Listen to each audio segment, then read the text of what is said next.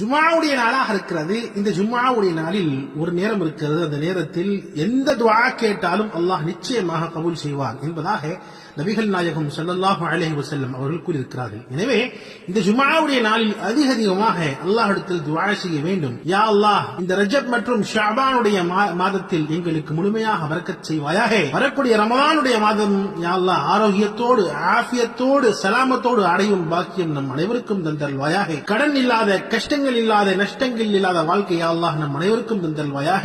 ரப்பே ரஹ்மானே, யா அல்லாஹ், எங்களுடைய வீடுகளில், எங்களுடைய வியாபாரத்தில், எங்களுடைய தொழிலில், எங்களுடைய வாழ்க்கையில் பர்க்கத் செய்வாயாக. ரப்பே ரஹ்மானே, நாயகம் ஸல்லல்லாஹு அலைஹி வஸல்லம் அவர்கள் கேட்ட அத்தனை கைரான துஆக்களில் எங்களுக்கு பங்கை நசீபாக்குவாயாக. ரப்பே ரஹ்மானே, கண்மணி நாயகம் ஸல்லல்லாஹு அலைஹி வஸல்லம் அவர்கள் இந்த உம்மத்திற்காக வேண்டி எந்தெந்த ஷர்ரை விட்டு, தீங்குகளை விட்டு பாதுகாப்பு தேடினார்களோ அத்தனை ஷர்ரை விட்டு எங்களுக்கும் பாதுகாப்பை கொடுப்பாயாக.